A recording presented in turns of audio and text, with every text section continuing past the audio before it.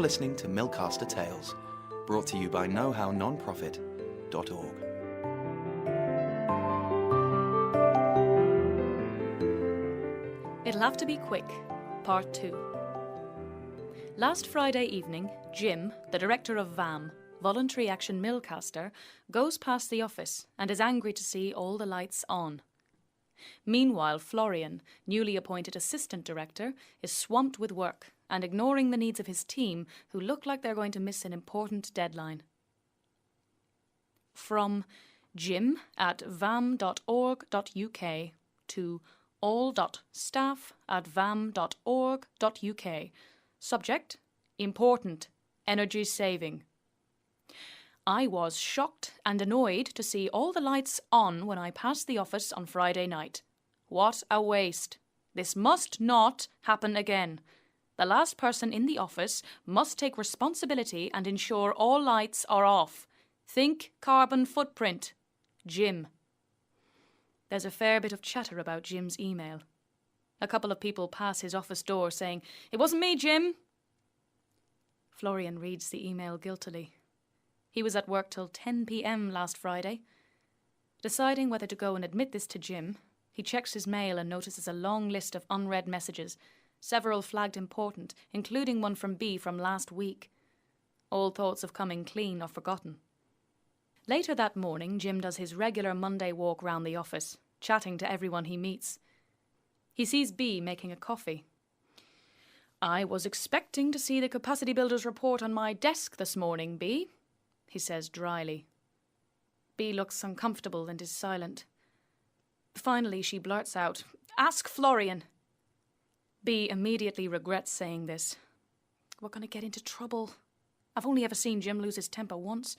Wasn't nice, she thinks. Jim's puzzled. He goes out for his daily lunchtime ramble along the canal to mull things over. Angie, who was always careful and helpful, seems to be permanently miserable. B doesn't seem to be doing the work she was so good at, and didn't he hear her shouting at someone last week? And where is that Capacity Builders report? He thinks with irritation. The final copy has to be submitted by Wednesday, and he wants VAM's report to be really good. Ah, Jim says aloud as an idea dawns on him. Jim asks Florian to come to his room. He arrives looking tired. "How are things going? With your team, I mean," Jim asks. "Cool, no worries there," Florian replies, rather too quickly. Jim pauses, then asks quietly, "B and Angie missed a deadline for the Capacity Builders report this morning. B said I should speak to you." Florian goes even paler and rubs his forehead. God, he thinks. Never got back to B and Angie on Friday. Completely forgot. "Were you working here late last Friday night, Flor?" Jim continues, rather coldly. Well, I was, a bit of catching up. Meant to come and say it was me, but, Florian looks down and then says quietly, "My fault about the report from B and Ange being late." Jim ignores this. "I noticed that almost everything that comes from your team seems to come via you, Flor." Florian doesn't respond. "Are you passing on enough to Angie and B? You've got to delegate. And they always had their own work areas. Even you can't do the work of 3, Flor." "It's been hard," Florian says defensively, looking up, his voice rising.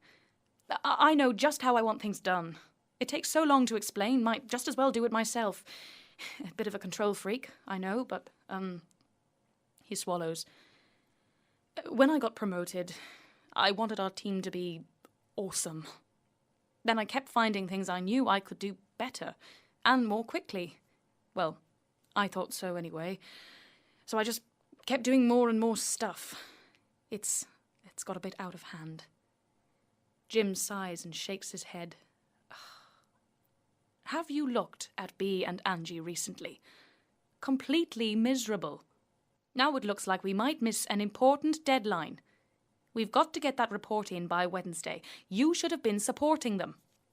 Jim looks at Florian's wan face and says, I think we both need some air. Go and get your work plan. We'll go to the cafe. We've got to sort this out. People are watching as Florian, looking flushed and worried, returns to his desk to collect his papers and leaves with Jim. What's going on? Is Flor in trouble? Angie thinks anxiously. Feel really bad about Ange and B. Am I going to be demoted back to my old job? No, says Jim carefully, pouring them both some tea. But you're going to have to start delegating and supporting your team properly. He pauses and shakes his head.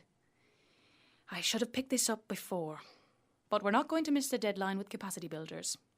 I'm going to take this over and work on the report with Bea and Angie. But you must provide the stats, Flor, he said emphatically. Florian looks shocked. But what will Bea and Ange think? It'll make me look useless, Jim says sharply. You've obviously got too much to do. You need to get back on top of your work. I'll explain to them what's happening.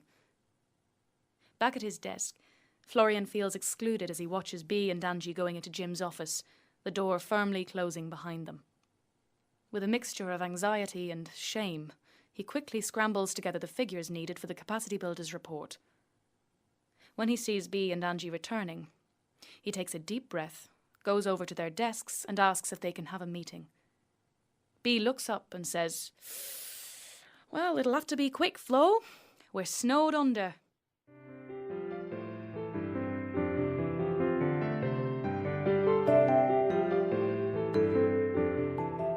You've been listening to Millcaster Tales. Keep up to date with the latest Millcaster events and discussions at knowhownonprofit.org.